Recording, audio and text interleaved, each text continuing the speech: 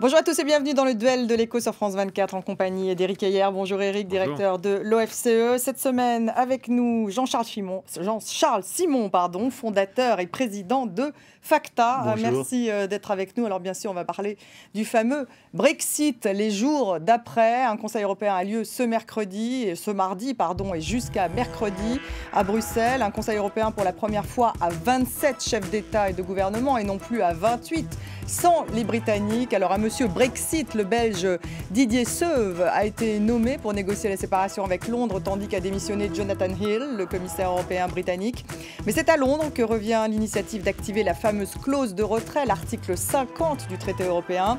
David Cameron estime que c'est au prochain leader de mener les débats. Or, des dirigeants britanniques témoignent d'une certaine incertitude. Une pétition en ligne a été lancée pour l'organisation d'un deuxième référendum. Alors, le référendum pourrait-il être annulé? Du côté de Paris et Berlin, les réactions divergent. Il faut que le divorce soit rapide pour la France, alors qu'Angela Merkel veut prendre son temps. Tout le monde semble naviguer à vue. Alors, quel projet après le Brexit? Quelques réactions et on en débat ensuite. Comme je l'avais dit avant le vote, ce résultat aura un impact sur l'économie et les finances publiques. Étant donné le délai que nous nous imposons avant d'activer l'article 50 et la décision de notre Premier ministre de passer la main en automne, il est important que ces actions soient décidées seulement à ce moment-là, moment où nous ferons le point sur notre économie. La responsabilité, c'est de ne pas perdre de temps. De ne pas perdre de temps ni pour traiter convenablement la question du départ du Royaume-Uni, pas perdre de temps non plus pour traiter la question de la nouvelle impulsion que nous devons donner à l'Union européenne, donc à 27. Il ne faut pas que cela traîne en longueur, mais c'est à la Grande-Bretagne de faire le premier pas maintenant. Nous sommes une grande famille.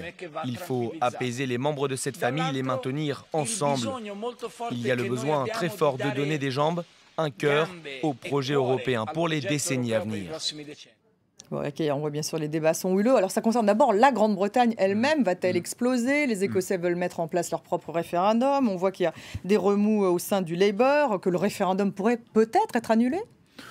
Enfin oui, tout est possible, mais ça serait quand même très étonnant. Enfin, il faudrait mettre des probabilités sur tout cela, et la probabilité est extrêmement faible que l'on revienne sur le Brexit, quoi. Globalement, ça y est, ils ont parlé, ils veulent sortir.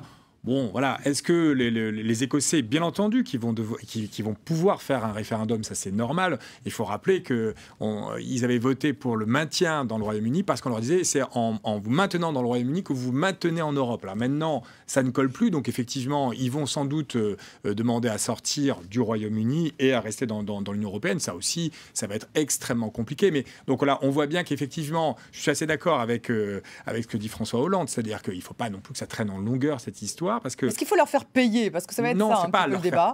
C'est pas leur faire payer, mais il y a eu un choix. Donc là, maintenant, il faut le respecter. On voit bien qu'aujourd'hui, les conséquences économiques, c'est l'incertitude. Et on voit bien que si la libre 2 points de croissance en moins pour la Grande-Bretagne. Oui, bon, enfin, ça, on pourra toujours en parler. Mais vous voyez qu'aujourd'hui, c'est l'incertitude qui pèse. Et donc, cette incertitude, elle est grandissante avec le fait qu'on ne sache pas encore la date de la véritable sortie. Donc là, il faut vraiment bien clarifier les choses, se faire un programme et s'y tenir. Oui, mais ça peut être très long, Jean-Charles Simon, votre réaction? Je pense que ce sera très long. D'abord, juridiquement, je comprends bien l'agacement d'un certain nombre de pays européens, et c'est ce que j'entends un peu dans la voix de François Hollande, mais ça n'est qu'à l'initiative, c'est qu'a rappelé David Cameron, d'ailleurs, ça n'est qu'à l'initiative du Royaume-Uni de dire s'il exerce ou pas l'article 50. Et ce sera déjà, ce ne sera pas avant septembre. Qui a la main, c'est pas les 27 autres qui ont la main pour lui dire vous devez exercer.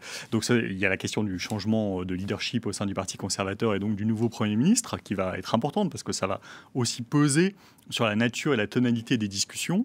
Je pense qu'une fois qu'elles seront engagées, ma conviction, on voyait dans ce que disaient Merkel et Renzi, c'est que fondamentalement, je pense que le pragmatisme l'emportera, c'est-à-dire que les gens se rendront compte qu'il est important pour l'intérêt de tous. On peut vouloir... Donc vous êtes plus Angela Merkel que François Hollande, ou il faut leur faire payer aux Anglais ou pas? L'idée de faire payer, d'être dur avec les Britanniques, chacun va se rendre compte que c'est contre-productif pour tout le monde. C'est-à-dire que tout le monde pourrait y perdre, et les 27 également. Donc effectivement, il pourrait peut-être faire plus mal au Royaume-Uni qu'eux-mêmes n'auraient une douleur de cette attitude non coopérative, mais globalement, ce serait absurde. Et je ne pense pas du tout que ça aurait un effet positif sur les autres pays de l'Union, puisque quand on parle de punir, c'est uniquement pour essayer de décourager. Oui, mais ça peut inciter d'autres référendums, du coup, s'il ne se passe rien. Je ne pense pas que... Après tout. Non, mais il se passera quelque chose. C'est-à-dire que dès que le Royaume-Uni aura activé l'article 50, on va aller aux négociations. Je pense qu'elles peuvent durer, elles sont prévues pour 2 ans, mais elles dureront probablement, à mon avis, plus longtemps que ça. C'est très, très compliqué d'arriver à un accord juridique complet sur l'ensemble des questions à recouvrir. Et donc, je pense qu'on rentrera dans une phase qui sera beaucoup plus apaisée. On verra le scénario se dessiner. Et du coup, je pense que la volatilité et les incertitudes se calmeront également. À quelle échéance alors? Parce que pour l'instant... Écoutez, je pense que là on est vraiment au sommet évidemment du côté inconnu et amplification des effets potentiels. Quand ensuite les gens se projetteront sur un Royaume-Uni associé par un accord de libre-échange type de celui concernant la Suisse ou la Norvège, je pense qu'à ce moment-là, chacun s'apaisera et verra les conséquences. Donc, c'est-à-dire qu'il faut aller dans cette deuxième étape, qui est l'étape de l'accord. Et donc, du coup, il faut aussi inciter les Britanniques à faire appel à cet article 50. Parce que sinon, plus longtemps on va rester dans cette phase d'incertitude, c'est-à-dire avant qu'on commence à négocier les accords, plus le dur sera l'incertitude, la chute des investissements, la chute des bourses. Ça peut continuer, ça, tout l'été, la chute des bourses. Bien sûr, ça peut continuer. Alors, ça va être volatile. On ne sait pas exactement qui s'en sortira, mais on voit bien qu'il faut sortir de ça. Et on voit que les différents secteurs commencent à se manifester. Le secteur aérien, en l'occurrence le patron du EasyJet, qui dit qu'il va peut-être délocaliser, l'automobile. Que va-t-il se passer? Non, mais on n'en sait rien. Vous voyez que c'est assez compliqué quand on essaie de faire l'évaluation de politique économique, parce que généralement, les chocs, quand on essaie de les évaluer, on essaie de prendre un choc passé et on essaie de le mettre au goût du jour. Mais sauf que ça, c'est un choc complètement inédit. Donc, personne ne s'y est préparé, ni même les Britanniques. Alors si, les banques centrales s'y sont préparées quand même à ce choc. C'est-à-dire que c'est en cela où ça ne va pas être la crise de 2008. Les banques centrales. Merci les banques centrales. En tout cas, elles ont un peu appris de l'erreur de 2008. Donc, il n'y aura pas de crack aussi puissant qu'en 2008. D'ailleurs, on voit que la bourse au Royaume-Uni ne s'est pas effondrée parce que la Banque d'Angleterre est intervenue massivement. Donc, on peut dire qu'on va éviter un crack. Donc, on peut penser que ça ne va pas être une crise systémique comme c'était en 2008, mais à part cela, il peut à peu près tout se passer. Ce qui me rend optimiste, si vous voulez, c'est que fondamentalement, rien ne va changer dans la vie quotidienne des gens pendant bien longtemps. Et que du coup, l'inquiétude, rien ne va changer, parce que c'est la même devise, c'est un pays qui n'est pas dans la zone euro, donc il n'y a pas de question de changement de devise, et ça, c'est quand même tout à fait majeur. Ce fameux passeport européen, Jean-Charles. Oui, mais ce passeport européen, ce sera à l'issue... Si les banques le perdent, ce sera à l'issue de la sortie du Royaume-Uni, et en plus, il y a des tas de parades pour agir comme ça. Par exemple, il y a des tas de banques qui ne sont pas dans l'Union européenne, qui ont créé une entité, par exemple à Luxembourg ou en Irlande, pour avoir l'entité qui a le passeport européen. Ça ne veut pas dire qu'elles changent la localisation de leurs opérations. Donc je crois que c'était des fausses menaces, celles de JP Morgan. Non, je pense que c'est vraiment une inquiétude parce que les gens ne connaissent pas l'issue, ne savent pas. C'est dans la main des politiques. C'est ça qui inquiète les milieux économiques, bien sûr. C'est que c'est dans la main de responsables politiques dont on ne sait même pas d'ailleurs qui ils seront, puisqu'on n'est même pas sûr de qui va succéder à David Cameron et de qui va donc mener les négociations pour le Royaume-Uni et pour ce nouvel accord. Est-ce que ce sera quelqu'un qui justement va vouloir tempérer les choses et vouloir quelque chose d'aussi proche que possible Boris Johnson, de la situation actuelle? Lui a déjà dit qu'il voulait un accord commercial. Voilà. Ils veulent garder une Europe commerciale. Le papier de Boris Johnson dans le Télégraphe, c'est de dire qu'il veut quelque chose qui est le plus proche possible en fait de la situation actuelle, moins les contrats. Ils veulent le beurre, l'argent du beurre.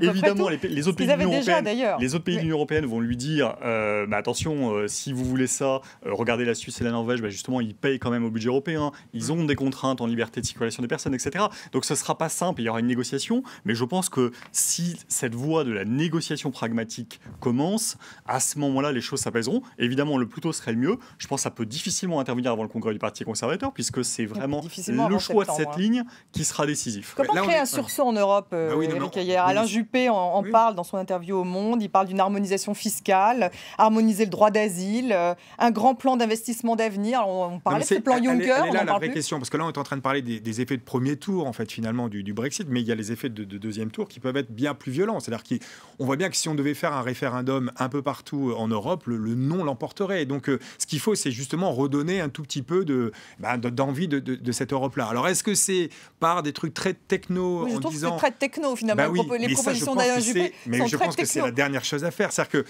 sincèrement, enfin, je dis pas que tout est pas bon dans ce qu'il dit, mais globalement, c'est pas ça la réponse des peuples. La réponse des peuples, c'est, voyez, aujourd'hui, l'Europe est vue comme, c'est que des normes ou des contraintes. Vous voyez que ça peut pas plaire, et c'est pas en disant on va rajouter des normes dans l'harmonisation fiscale que ça va aller mieux. Non, c'est pas ça la réponse. La réponse, c'est plutôt redonner un vrai projet européen, un projet. Souvenons-nous de la stratégie de 2000. Un projet pour les jeunes, peut-être. Oui, aussi, mais la stratégie de 2000 de Lisbonne, c'était de faire de la zone euro l'économie de la connaissance, de la qualité de l'emploi et de la cohésion sociale. On est vraiment, et ça pouvait recristalliser un esprit européen. On est et durable, c'est-à-dire l'environnement. Là, vous voyez, là, on parle d'harmonisation fiscale. Donc là, on s'est complètement planté. Donc là, je pense qu'effectivement, la vraie conséquence du Brexit, ça va être qu'est-ce qu'on va faire de l'Europe demain. Et s'il n'y a pas de vraie réponse politique en Europe, alors là, les conséquences vont être bien plus fortes que tout ce qu'on vient de dire. On peut réussir à faire rêver encore avec l'Europe, moi, je pense que la situation actuelle, en tout cas, elle est effectivement ce qu'on appelle un équilibre instable. C'est-à-dire que cette situation-là, elle n'est pas viable longtemps.